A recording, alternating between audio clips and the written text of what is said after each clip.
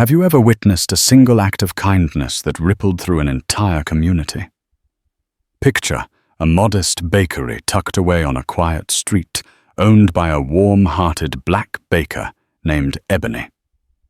Each dawn, under swirling clouds of flour, Ebony labors with skilled, gentle hands to prepare her cakes and bread. Yet nobody knows her secret ritual every morning.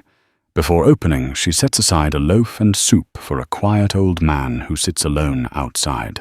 Then one fateful day, as she's about to hand him his meal, 4 sleek SUVs come roaring up to the bakery, and everything changes.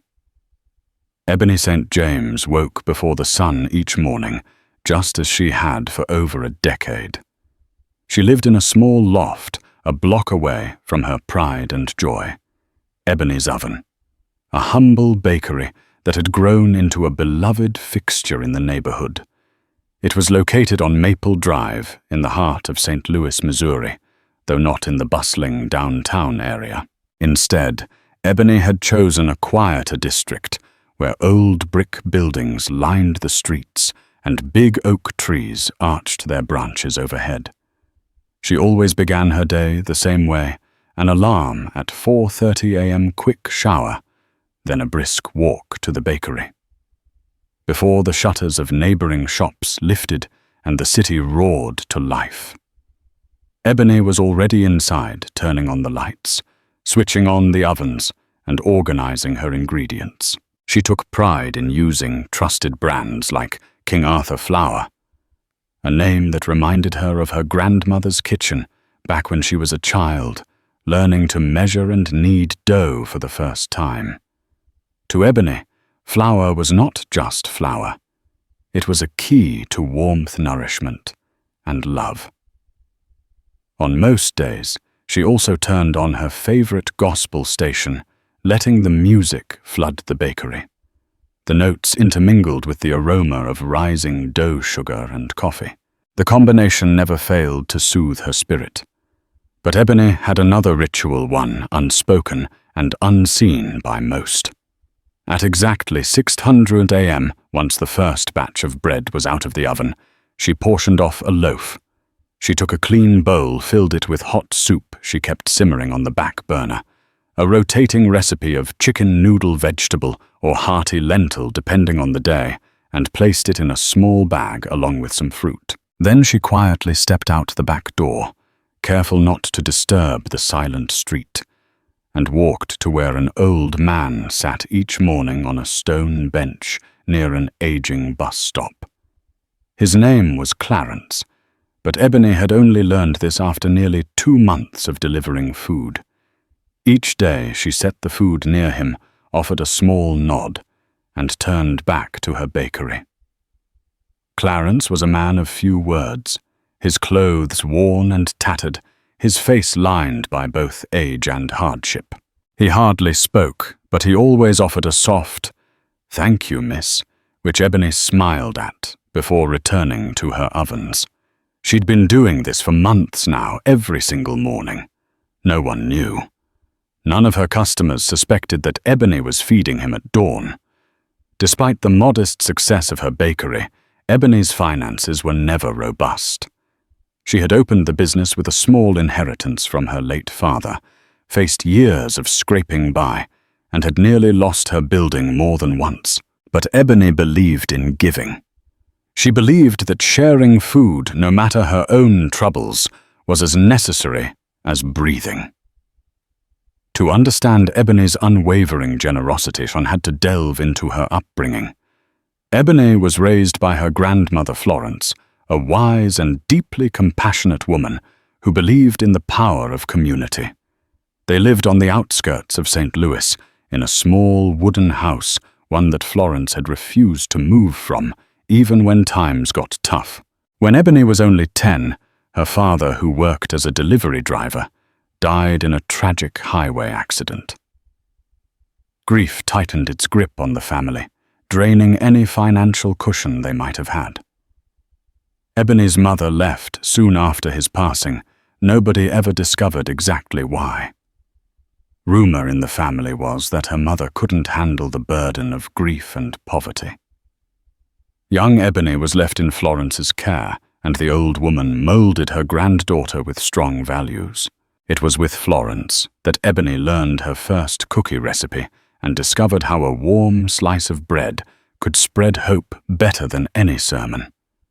"Child," her grandmother always said, "when God blesses you with something, even if it's a small blessing, you share it." Florence herself never had much, but she did what she could. She volunteered at the local church, delivering leftover bread to the homeless who waited near the alleys downtown. She knit scarves for children in need. She always seemed to find an extra seat at the dinner table for anyone who showed up unannounced. Ebony was inspired, and from that inspiration, a dream was born. She wanted to open a bakery that fed both stomachs and souls. She believed in sustainability, in forging neighborhood connections, and in ensuring no one was turned away. With time, Ebony's youthful dream turned into action. She saved every penny from odd jobs throughout her teenage years, continuing through community college. She learned advanced baking techniques, snagging tips from local bakers. Eventually, an unexpected inheritance from her father's life insurance payout surfaced just enough to secure a small storefront. When Ebony finally opened Ebony's Oven, it was a humble beginning. A tiny display counter, a single oven, and one small fridge. She had no fancy espresso machine, no specialized pastry equipment, but she had determination. Over time, word spread that Ebony's Oven had the warmest bread, the fluffiest rolls, and the kindest owner. And yet Ebony's philanthropy never stopped. She offered day-old baked goods at reduced prices or even gave them away for free to those who couldn't afford them. The local community soon fell in love with her. Still, Ebony never enjoyed big profits because what she earned often poured back into the bakery or into the hands of others who needed it more. Clarence first appeared on the bench a few months prior. Ebony noticed him one morning hunched and trembling in the pre-dawn chill, gazing at the pavement. She felt a pang in her chest, the way one does when they see a kindred spirit in pain. She offered him a slice of bread that day, just a simple gesture. He took it with shaky hands, nodding his thanks. That small moment was enough for Ebony to feel a sense of purpose. From then on, she made it part of her morning routine to bring him a fresh loaf and something warm to drink or eat. Clarence said little, but Ebony sensed a story behind his glassy eyes. She was in no rush to pry it from him. He had once mentioned that he grew up in the South, that he had family somewhere, but that was the extent of his revelations. Sometimes Ebony wondered if he had a place to go at night, if he had a bed to sleep in, or if he stayed on that bench curled in darkness. She considered asking, but she sensed he wouldn't share details anyway. And Ebony understood that not everyone wanted to be saved in the same way. She respected boundaries. Life at Ebony's Oven was not always smooth. A few weeks before the incident with the SUVs, Ebony got a notice from the landlord. Her rent would go up at the start of the next quarter. It was not a small increase. It was enough to make Ebony's heart race. Her customers were loyal, but the neighborhood wasn't affluent, and Ebony felt torn between raising prices and potentially losing customers or trying to pay the new rent with her already thin margins. She reached out to a local small business association for advice. She also tried to negotiate with the landlord, but he was adamant. Market rates had climbed, and he wanted to secure a bigger profit. Ebony worried about the possibility of losing her beloved bakery. At the same time, Ebony had a running feud with a local developer named Oscar Langford, a tall, suave man who was known to buy up properties at distressed prices, revitalize them, and then drive up rents or resell them at a hefty markup. Oscar's name floated around the neighborhood as the harbinger of gentrification, though some hailed him as a visionary for bringing new businesses. He had stopped by Ebony's oven once, a forced grin etched on his face. He tried to taste the pastries she offered, but Ebony saw contempt flicker in his eyes. She had heard rumors that he wanted to buy out the entire block, including her bakery, to build a modern complex. The last thing Ebony wanted was to see Maple Drive turn into a sprawling strip of sterile high-rises. One afternoon, Ebony overheard Oscar speaking to a city council member in front of her shop. He seemed to be throwing around large sums of money, talking about investment opportunities and how the old guard has to move on eventually. Ebony felt a shiver run down her spine. She couldn't stand the thought of her bakery turning into a chain coffee shop or a luxury boutique. Despite her financial troubles, Ebony tried to focus on what she did best, baking her heart out. The swirl of honey and wheat in her dough, the gentle hiss of steam escaping from hot bread, and the content sigh of a satisfied customer kept her going. One afternoon, an elegant woman in a flowing teal dress entered the bakery. She was in her early 50s, with silver-streaked hair piled into a neat bun. Her posture was regal, her steps measured. She introduced herself as Lillian Hargraves, an event planner for philanthropic gatherings in the area. Lillian tasted Ebony's brownies, a recipe Ebony had honed to perfection, using just the right balance of cocoa and butter. After a single bite, Lillian declared, "This is divine. I must have these at our upcoming charity gala." With that, Ebony's eyes lit up. A charity gala meant exposure to potential new customers, and maybe even a chance to stabilize her finances. She and Lillian spoke at length, going over possible baked goods for the event. Ebony felt a spark of hope ignite in her chest. If she could secure a large enough order, maybe she could buy herself a few more months at the bakery without having to raise prices too drastically. Lillian left with a promise to finalize details soon, and Ebony let herself breathe easier that night. She even told Clarence about it the next morning, though she doubted he'd remember. Surprisingly, Clarence looked up at her with a glimmer of delight in his eyes. "That's good," he mumbled, voice shaky but sincere. "I hope it helps you." It was the longest sentence he'd ever spoken to her. Over the next few days, Ebony dove into preparations for the gala. She tested new recipes, staying up late in her modest apartment to experiment. She didn't want to disappoint Lillian. Meanwhile, the landlord's looming rent hike pressed on her mind. She checked her accounts, trying to see if there was any slack to handle it for a few months until business picked up. But her margins were razor thin. One night, as she was closing the bakery, Ebony spotted a figure lurking across the street watching her. A single lamp post illuminated his shape. He wore a trench coat, and from the dim glow, Ebony recognized him, one of Oscar Langford's associates, a man named Kyle, who often did menial tasks, some borderline legal for Oscar. He disappeared into the darkness as soon as Ebony tried to lock eyes with him. Her heart pounded. Why would they be watching her? Was she next on the list? To be forced out or bought out? Ebony felt a sting of fear run through her. She told herself to remain calm. Outside, a cold wind rattled the leaves on the sidewalk. Ebony hurried home, glancing over her shoulder the entire way. She couldn't shake the feeling that something bigger was happening. Something beyond just a rent hike. Throughout this tension, Ebony continued her morning ritual of feeding Clarence. One particularly cold morning, she brought him hot cocoa and a still warm blueberry muffin. He smiled, a brief, almost shy smile. Ebony noticed that he had a frayed photograph in his trembling hands. Out of respect, she didn't pry.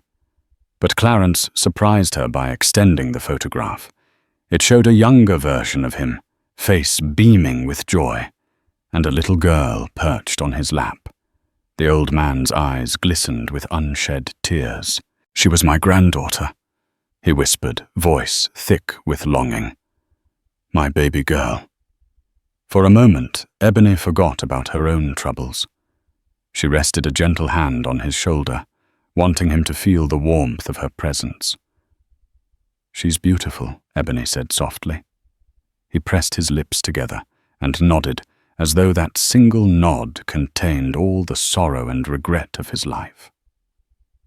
Ebony understood that sometimes a small gesture, a comforting silence, spoke more than any words could. She carefully handed the photo back. Clarence tucked it against his chest. A week passed, and Ebony saw Lillian only once more to finalize the date for the charity gala. The order was substantial brownies, cupcakes, mini fruit pies, and some of Ebony's signature cinnamon rolls. The scale of it both thrilled and terrified Ebony. She had never catered such a big event, and the timeline was tight. But then the best news arrived. Ebony received a check in her mailbox, an advance from Lillian, to cover ingredient costs. It was more than enough to stock up on premium goods, pay her assistant Manny some overtime, and still have enough left to chip away at the looming rent hike. That morning, she practically danced into the bakery. Manny teased her, asking if she'd won the lottery. Ebony just winked. She felt that at last her grandmother's lessons, her unwavering faith, and her persistent generosity were paying off. Business picked up slightly as well, especially with word spreading about her upcoming gala gig. More people trickled into Ebony's oven, curious to sample the bread and pastries. Ebony managed to stash away a portion of her earnings each day, hoping to have a buffer by the time rent was due. Despite these small victories, Maple Drive was changing. Ebony noticed it in the new faces crossing the street, people wearing suits carrying briefcases looking around with an air of measured interest. The old chipped facade of the hardware store next door was suddenly sporting a big for sale sign. The corner coffee shop was replaced by a flashy chain store. Some of Ebony's longtime neighbors were moving away, forced out by rising rents. The local barber closed up after nearly 30 years. Ebony's stomach churned at the thought that she might be next. Late one evening, when Ebony was cleaning the countertops, she heard a knock on the glass door. Startled, she turned to see a silhouette outside. Hesitantly, she opened the door a crack. It was Kyle, the trench-coated associate of Oscar Langford. He handed her a business card. "Mr. Langford wishes to speak with you about a potential partnership," Kyle said, his voice smooth as silk but cold at the edges. "We understand you have a special event coming up. Perhaps we can help finance it, or offer you better opportunities." Ebony eyed the card. She wanted to tear it up then and there, but she maintained a polite facade. "Thank you for stopping by," she said, voice measured. "I'll consider it." Kyle's face twitched in a slight smirk. "You do that," he said, and turned away, leaving Ebony with a profound sense of unease. Ebony's relationship with Clarence continued unaltered. Every morning she brought him a warm meal. She noticed his health declining. He seemed weaker, his skin grayer, his eyes sunken. She guessed he might not be receiving regular medical care. She wrestled with the idea of calling social services, but she hesitated, knowing some older folks fear being placed in institutions or shelters where they'd lose what little independence they have. One particularly chilly morning, Clarence didn't show up on the bench. Ebony felt a jolt of panic in her gut. She looked around the block, calling his name softly. No reply. The bench was empty. She told Manny to mind the front while she searched the adjacent streets. Finally, she found Clarence, lying against a building's brick wall. his body trembling, his breath ragged. Ebony rushed to his side. "Clarence, are you okay?" He tried to nod, but the gesture was barely perceptible. Ebony pressed a hand to his forehead.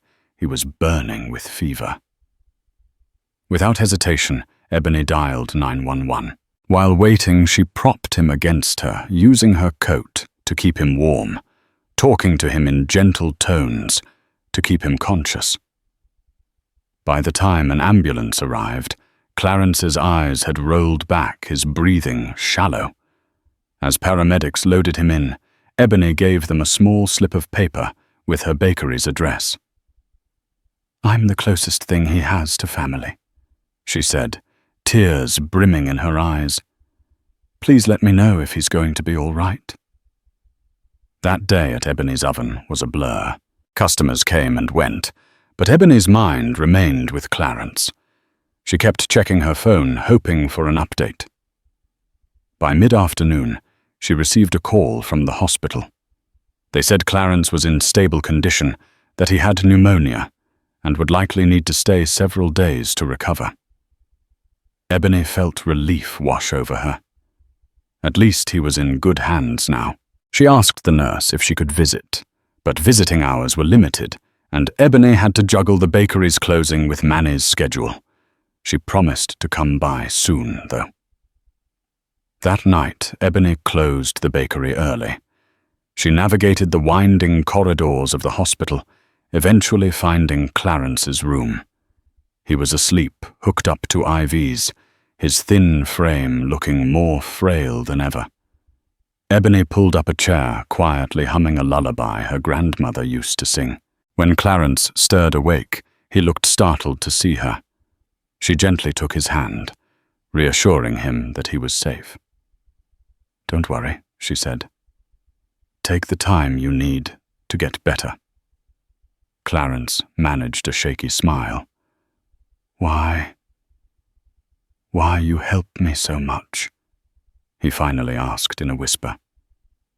Ebony patted his hand. "Because I can," she said simply. "Because we all need a friend sometimes." As Ebony left the hospital, her phone buzzed. It was Manny. He sounded frantic.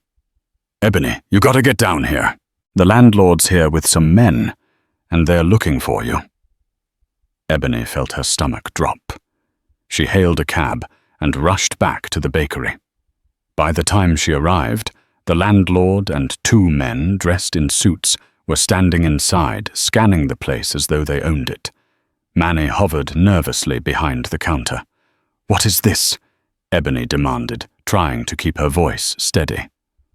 The landlord, Mr. Harris, cleared his throat. "Ebony, these gentlemen represent a real estate development group. They're prepared to offer a buyout. Considering your lease is up in a few months, you might want to listen." One of the suits handed Ebony a folded piece of paper. "Ms. St. James, this is a very generous offer. We understand you'll have trouble covering the new rent. Our client wants to take the burden off your shoulders by purchasing the business and the brand name." Ebony's eyes scanned the number. It was sizable enough to solve many of her personal financial woes, but it also spelled the end of Ebony's Oven as she knew it. If they owned the brand, they could do whatever they wanted with it, possibly franchising or rebranding.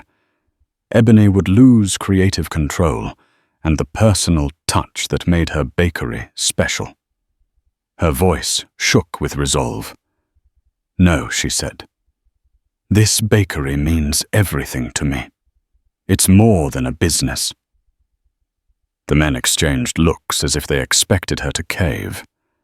The landlord shrugged. "Think it over," he said. "Time isn't on your side, Ebony." Then they left the door clanging shut behind them, leaving Ebony and Manny in a stunned silence. That evening was a whirlwind of thoughts. Ebony contemplated the buyout. On one hand, the money would help her start fresh somewhere else, possibly in a cheaper location. She wouldn't have the looming rent or the threat of being forced out. But on the other hand, Ebony's oven was her life's dream, her grandmother's legacy in tangible form. Selling it felt like betrayal, not just to herself, but to her community, to Clarence, to the memory of everything she'd built. Manny tried to comfort her. "We'll figure out a way," he said, voice gentle. "You've got the gala order coming up. That might lead to more business. Maybe even enough to buy this place outright one day." Ebony tried to muster a weak smile. "You're right. I just need to hold on a bit longer." The next few days were consumed by intense preparations for the charity gala. Ebony stayed up late, perfecting her recipes and making sure each batch was consistent. She arranged for Manny to handle the front while she worked in the kitchen. The smell of melted chocolate, rising dough, and caramelizing sugar enveloped the bakery. At one point, Ebony took a quick break to phone the hospital and check on Clarence. The nurse said he was improving, slowly, but surely. Ebony felt a wave of relief. She promised herself that once the gala order was complete, she'd visit him again. The morning of the gala finally arrived. Ebony and Manny worked in tandem, packing up trays of brownies, cupcakes, and pies into the bakery van. Ebony's oven didn't often cater large events, so Ebony borrowed an extra cart from a neighbor's restaurant. They delivered the baked goods to the upscale venue, a renovated museum hall downtown. Lillian greeted them beaming with delight. Volunteers bustled around, setting up tables and decorations. Ebony couldn't help but notice the grandiosity of it all. Marble floors, crystal chandeliers, expensive floral arrangements. It was a stark contrast to the humble charm of Maple Drive. Nevertheless, Ebony arranged her baked goods meticulously on a lavish dessert table. She added small signs describing each treat along with the Ebony's Oven logo. Then she stepped back, taking a moment to admire the display. The event started, and soon the hall filled with attendees, philanthropists, business owners, local politicians, and socialites. Ebony initially felt out of place, but the moment people began tasting her desserts, all eyes turned to her with praise. Lillian even pulled Ebony aside for a quick introduction to some wealthy donors. "This is Ebony St. James," Lillian announced proudly. "She's the remarkable baker behind these delights."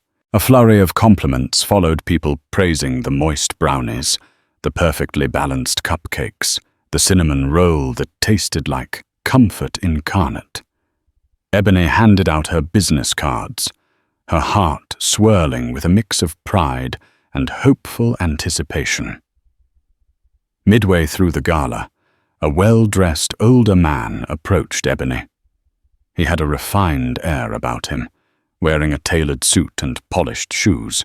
His silver hair was neatly combed, and he introduced himself as Ronald Hargraves, Lillian's husband. He spoke in a low, confiding tone. "I love your pastries. Lillian told me you're on Maple Drive. That neighborhood is undergoing changes, isn't it?" Ebony nodded warily. "Yes, sir. There's a lot of real estate activity.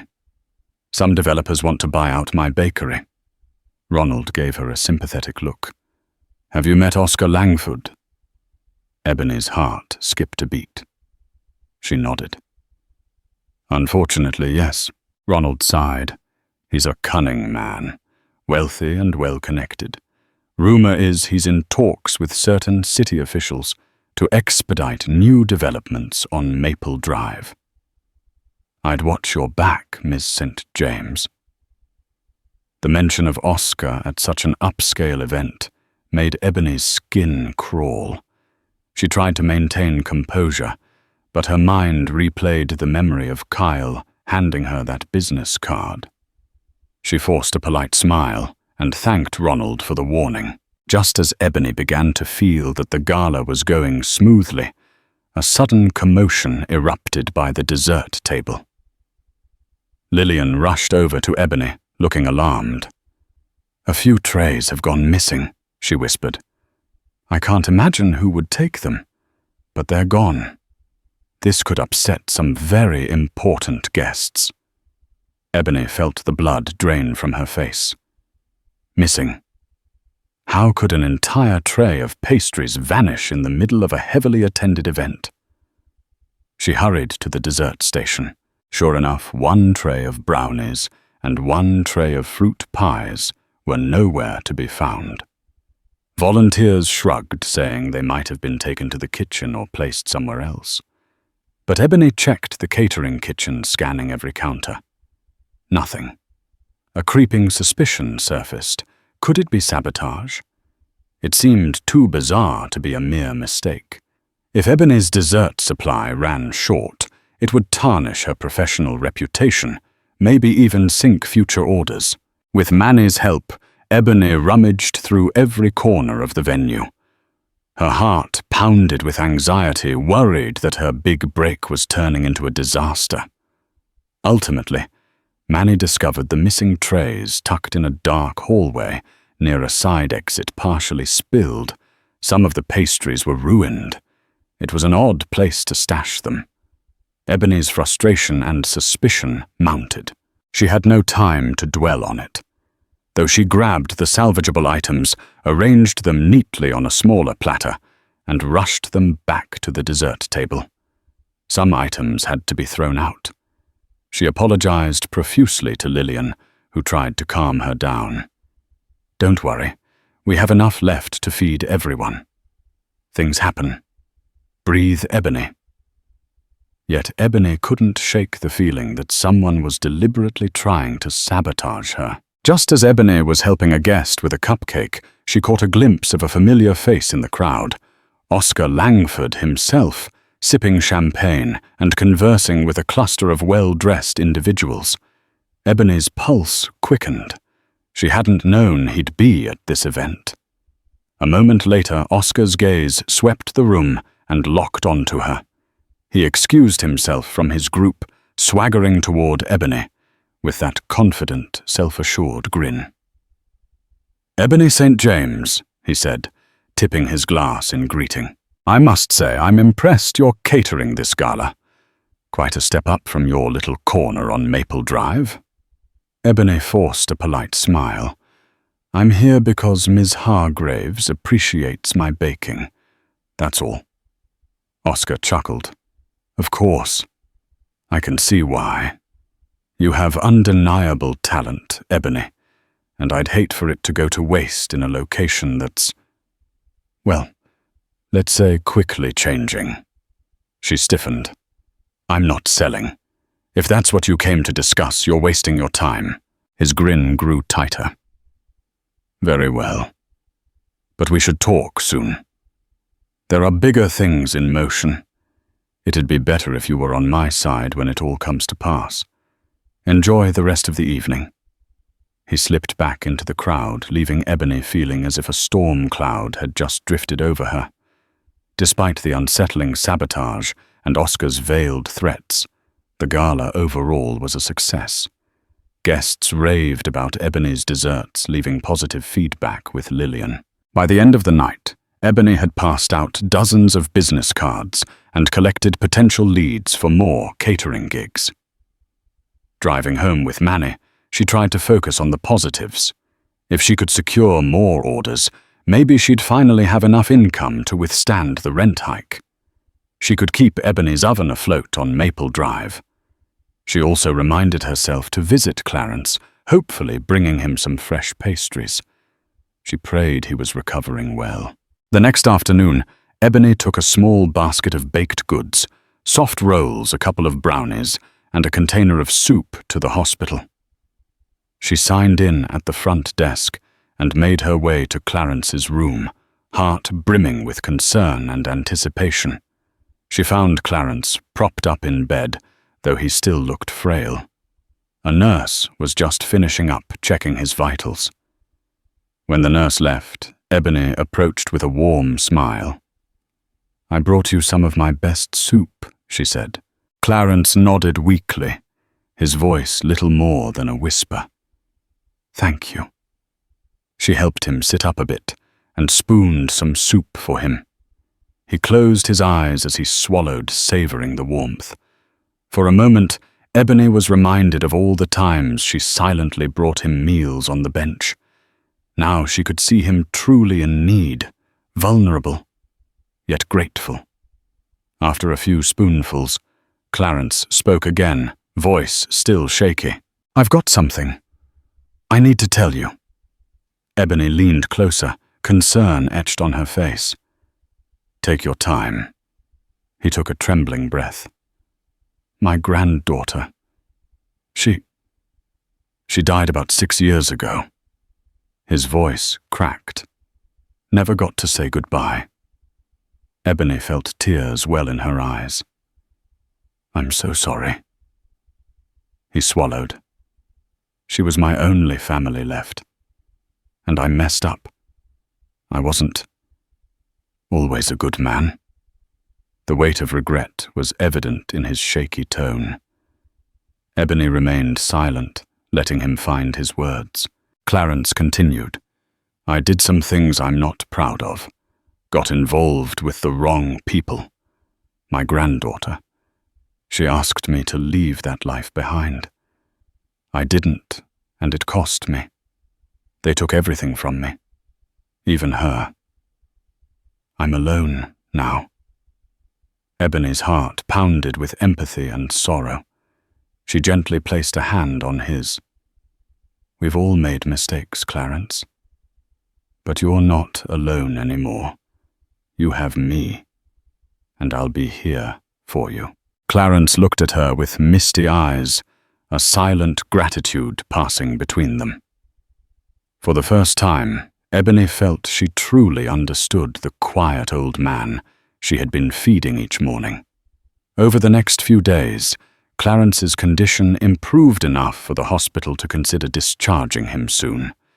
Ebony planned to let him stay temporarily in the small studio apartment above the bakery. If he had nowhere else to go, she'd make it work somehow. She returned to Ebony's oven, reinvigorated. She emailed potential new clients from the gala, hoping to land additional catering gigs. Some responded with genuine interest, scheduling tastings and requesting quotes. It seemed fortune was finally smiling upon her. But storms often strike just when the sun seems brightest. It happened on a Wednesday morning, just as Ebony finished feeding Clarence at the hospital. She arrived at the bakery around 6:45 a.m.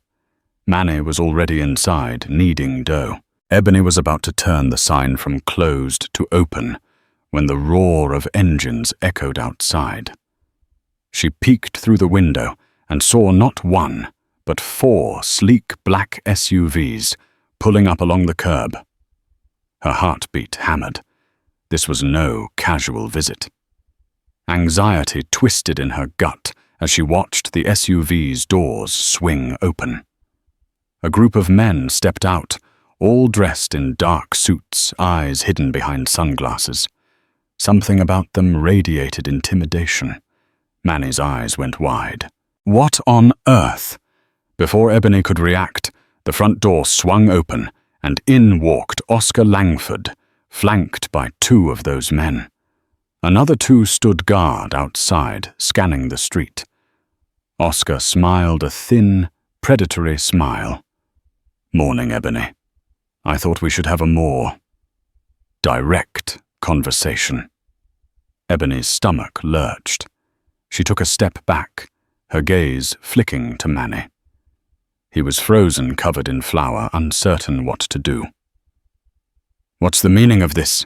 Ebony demanded, trying to sound composed.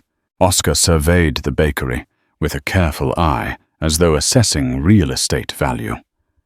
He ran a gloved fingertip across the counter. "It's quaint," he said softly, then turned his attention to Ebony. "I'm here to make you a final offer, Ebony. For your bakery. I'm willing to pay more than fair market value." He gestured to one of his men who pulled out a folder and set it on the counter. Ebony's gaze darted to the paper inside a formal purchase agreement, the figure scrawled in bold. It was even higher than the last offer. She swallowed, mind racing. On paper, it was a life-changing sum. But Ebony knew the real price was her dream, her home, her community's heart. "I told you before," she said, voice shaking slightly. "I'm not selling." Oscar let out a low chuckle. "You do realize," he said, "that you're running out of time. The rent is skyrocketing, and I've already spoken to your landlord. He's quite motivated. In fact, if you don't sell, you'll be evicted. And once that happens, your brand's value will plummet. No one will want to buy day-old pastries from a forced-out tenant." Anger flared within Ebony. "I don't need a brand. I have a home. You can't bully me into giving it up." Oscar's smile vanished. He took a step closer, leaning in his face, inches from Ebony's. "We'll see about that." Outside, the men in suits eyed passers-by, who slowed to watch. The tension in the bakery was suffocating. Manny tried to step forward, but one of the men blocked him with a pointed glare. Then Ebony's phone buzzed in her pocket, startling her. She hesitated, uncertain whether to ignore it, but something compelled her to answer, if only to break the tension. "Hello?" she said, voice trembling. The call was from Lillian Hargraves. "Ebony." "Dear," Lillian said. "I just recommended you to a friend of mine who runs a chain of small gourmet shops. He may want to place a big recurring order. Can you come to a meeting at City Hall this afternoon?" Ebony's heart soared. Maybe this was the opportunity that could save her. "Yes, absolutely," she stammered, eyes still locked with Oscar's. Lillian added, "Great. Meet me at the auditorium at 3:00 p.m. Don't be late." Oscar cocked his head, listening to Ebony's half of the conversation. He seemed unfazed. "Trying to save your shop with a bigger deal." "Ebony," he sneered. "Good luck." He turned to leave, but paused at the door. "This is your last chance. I'll be back tomorrow morning. If you say no again, well..." He gave her a dismissive wave. "Good day." With that, he and his entourage strode out, leaving Ebony and Manny in stunned silence. "Are you all right, Manny?" asked, voice shaky. Ebony nodded, though her knees felt wobbly. "I'm fine. For now." Outside, neighbors peered from their windows. Ebony spotted an older woman crossing herself, evidently rattled by the sight of the black SUVs. Inside Ebony's oven, the tension clung to the air like a heavy fog. Ebony drew a shaky breath. She recalled the conversation with Lillian. Maybe this new deal could be her lifeline. Still, she couldn't shake the suspicion that Oscar's threats were more than just words. She worried about Manny's safety, about what might happen if she left him alone in the bakery. She worried about Clarence vulnerable in the hospital. Yet Ebony's grandmother had taught her resilience. She refused to let fear dictate her decisions.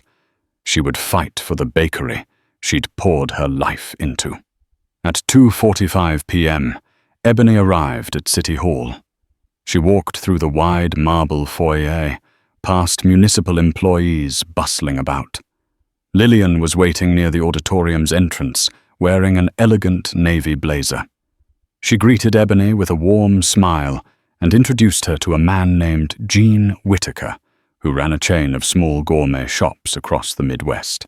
Gene was looking to expand his offerings of freshly baked goods and pastries, hoping to partner with local artisans. He had heard glowing reports from Lillian and others who sampled Ebony's treats at the gala. Ebony's heart pounded with cautious excitement. This could be the contract that saved her. They talked in depth. Gene asked about her capacity, her supply chain, her commitment to quality. Ebony was transparent, explaining her limited staff and equipment. Nonetheless, Jean seemed impressed with her dedication. Halfway through their discussion, Ebony noticed a figure approaching from behind Oscar Langford. A jolt of anxiety shot through her. Did he have business at City Hall too? Sure enough, Oscar joined a group of businessmen not far away, occasionally glancing in Ebony's direction. The sight unnerved her, but she focused on Jean, determined to secure this opportunity. As the conversation drew to a close, Jean said, "I'd like a formal tasting next week. If all goes well, we'll sign a 6-month contract with the option to extend. Would you be able to handle an order of, say, 500 pastries per week distributed among 3 stores in St. Louis?" Ebony felt her heart leap. "Yes," she said, voice steady, despite her trembling excitement. "Yes, I can handle that." He gave a cordial nod. "We'll be in touch. Pleasure meeting you, Ebony." He and Lillian walked away, leaving Ebony momentarily alone in the corridor. She was beaming with renewed hope until Oscar sidled up next to her, his tone mocking. "Quite the conversation, Ebony. I'm happy for you." She squared her shoulders. "I have nothing to say to you." Oscar let out a low laugh. "Don't be naive. Even if you land that contract, how will you manage production in that tiny bakery, and with your rent about to skyrocket, you'll be stuck, Ebony. Sign with me, and I'll invest in expanding Ebony's oven. You could become part of my new development. We both win." Ebony glared at him. "I'd lose everything that makes my bakery what it is." He sighed dramatically. "Suit yourself." That evening, after an exhausting day of negotiations and tension, Ebony remembered to check on Clarence. She drove to the hospital hoping the day's good news would give her some solace. To her surprise, when she arrived at Clarence's room, a man in a crisp suit was already there speaking to him. Clarence looked upset, his frail body tense under the sheets. Sensing Ebony's presence, the man turned around. He was tall with slicked-back hair, and Ebony's instincts screamed that he was trouble. "We're in a private conversation," he said, voice cold. Clarence protested weakly. "No, she can stay. She's my friend. She's the one who saved me." Ebony crossed her arms, standing her ground. "Who are you?" The man scoffed. "Not that it's your business, but I'm Luke Harding, a former associate of Clarence here." He turned back to Clarence, his expression menacing. "You owe us, old man. You didn't think we'd let your debts just vanish, did you?" Clarence's breathing grew labored. Ebony moved to his side, her protective instincts flaring. "He's in no condition to be talking about debts. You need to leave." Luke let out a mocking laugh. "It's cute that you want to protect him, but he can't hide forever, even if he's in a hospital bed." Ebony's hands shook with anger. She pressed the call button, summoning a nurse. Luke narrowed his eyes, stepping back. "This isn't over," he snarled, then exited just as the nurse arrived. Clarence's eyes brimmed with tears. "I never wanted you dragged into this." He coughed, struggling for breath. "He's part of some old gambling debts I racked up. I couldn't pay them. They want my life, Ebony." Ebony held his hand, shaken to her core. She had no idea Clarence was entangled with such dangerous figures. "I'm not letting them hurt you," she said firmly. "We'll figure out a way." She stayed by Clarence's side that evening, waiting until he calmed down, drifting off into a fitful sleep. Ebony left the hospital a swirl of worry in her stomach. Between Oscar's threats, the looming rent crisis, and now Clarence's dangerous connections, Ebony felt as if the walls were closing in. In the days that followed, Ebony juggled a precarious balance, preparing for Jean's official tasting, trying to finalize a new lease arrangement, and looking after Clarence's welfare. She convinced hospital staff to let her handle some of the paperwork for him, trying to find a social worker who could help with potential housing or financial assistance. Then the dreaded day arrived. Oscar returned as he'd promised with another entourage, though not in 4 SUVs this time, just a slick black sedan. Still, the intimidation factor was there. Inside Ebony's oven, Ebony stood her ground at the counter, Manny by her side. Customers who were present quickly retreated to corners or left, sensing trouble.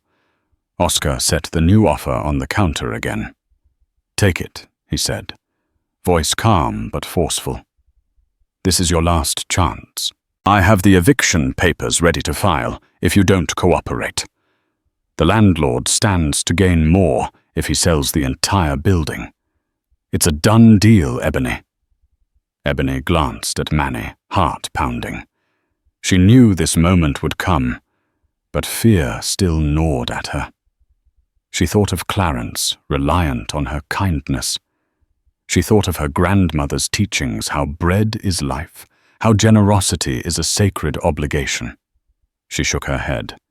"No, I'm not signing." Oscar's face darkened. "Very well. Don't say I didn't warn you." He left the bakery with the distinct air of a conqueror who had decided to raze a village to the ground. Ebony felt her knees buckle once the door closed.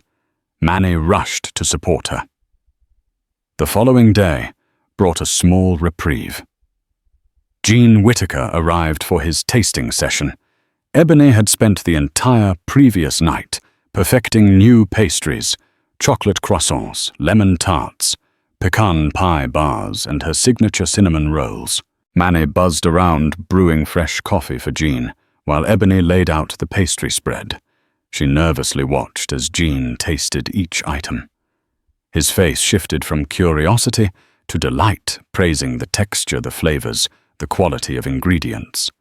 When he finished, Gene stood sipping his coffee. "Ebony," he said, "this is top tier. I'm very impressed." She swallowed, barely daring to hope. "Does that mean—" He grinned. "We'll move forward with a contract. 6 months, 500 pastries per week, delivered to my stores in St. Louis. If all goes well, we'll expand further." Ebony's eyes brimmed with tears of relief.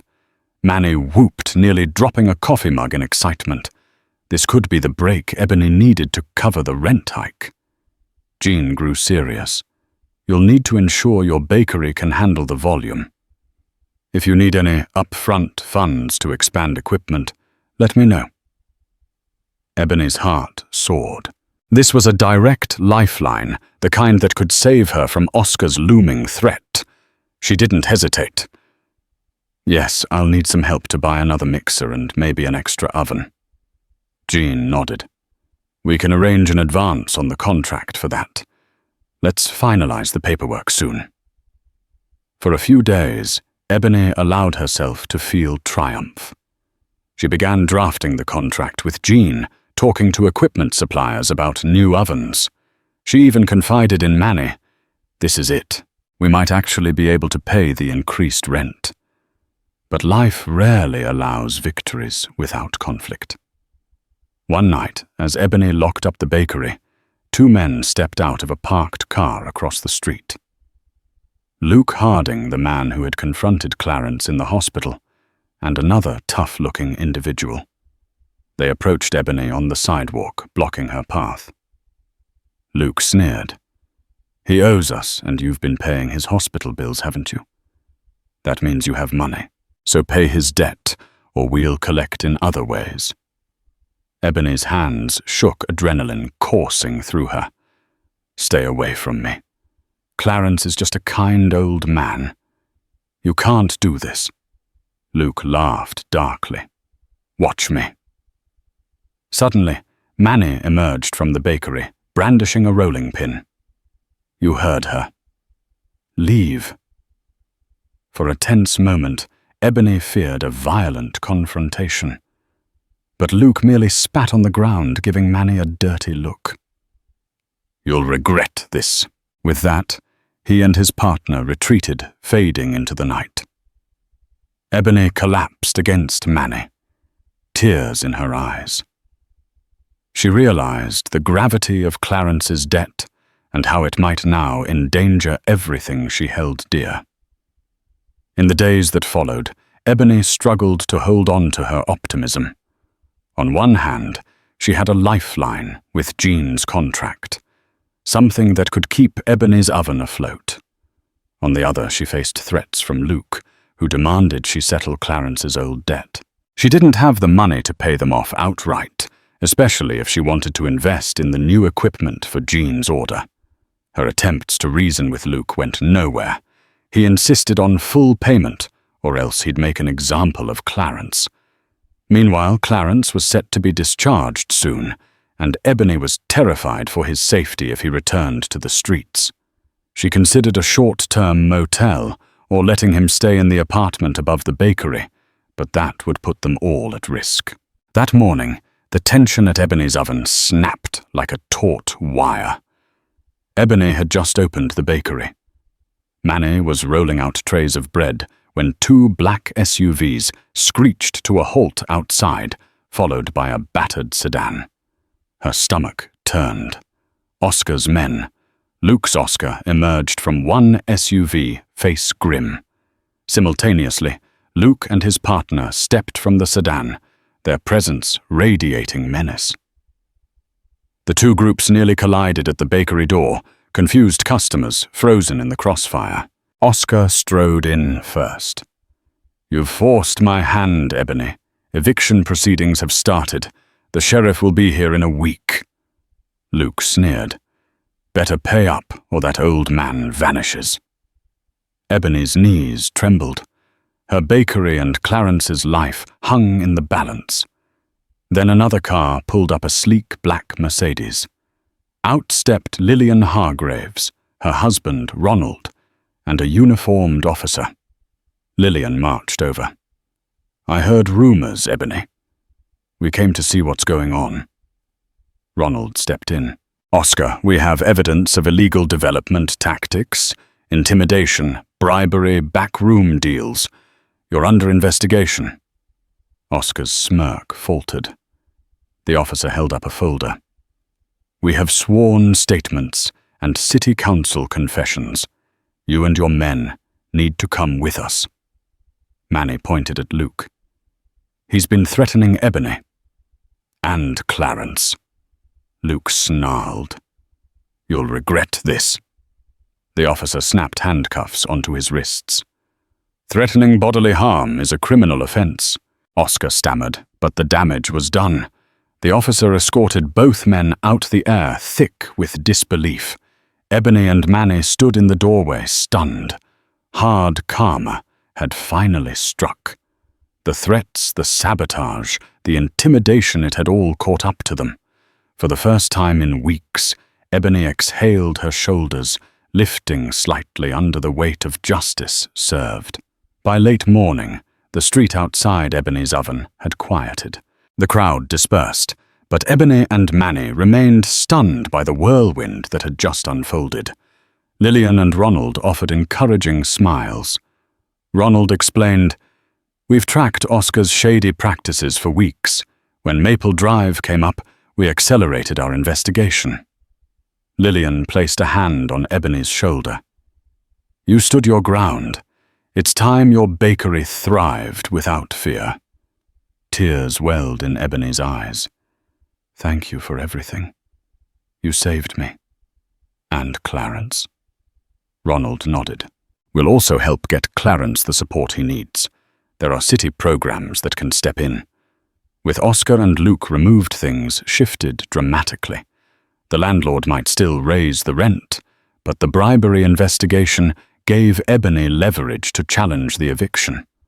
More importantly, she now had powerful allies ready to support her. Then her phone buzzed a message from Jean. "Looking forward to finalizing the contract next week. I'll bring the paperwork to Ebony's oven." Relief flooded through her. The storm had passed. A new future was finally beginning. Weeks later, calm had returned to Maple Drive. Ebony's Oven was thriving, buoyed by local news coverage of the attempted real estate scam. Customers packed the shop daily, eager to support the woman who had stood her ground. The legal cases against Oscar and Luke moved forward.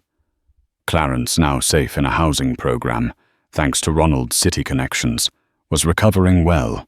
Ebony still visited him with fresh bread and warm smiles. With Jean's contract signed, Ebony upgraded her equipment and hired 2 part-time staff. Business was booming. Despite the ongoing gentrification around her, Ebony's Oven remained a proud symbol of community resilience.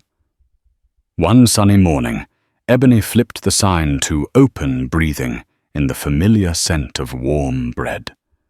Across the street, the old bench sat empty, but she knew Clarence was finally safe. A quiet act of kindness had sparked a storm, and through it, Ebony had emerged stronger, surrounded by love, purpose, and hope. Life has an uncanny way of weaving dark moments with unexpected rays of hope. In this story, one small gesture feeding a quiet old man illuminated a path of compassion in a world teetering under greed and intimidation. Ebony faced mounting threats and betrayals, only to discover that kindness, resilience, and community support can overpower the cruelties looming at every corner. If you found meaning in this dramatic tale, if it stirred your heart or reminded you of the unstoppable power of doing good, then we invite you to keep the conversation going. Like this video, share it with friends who need a dose of hope, and subscribe to our channel for more stories that reflect the triumph of the human spirit. Together, let's spread light, one act of kindness at a time.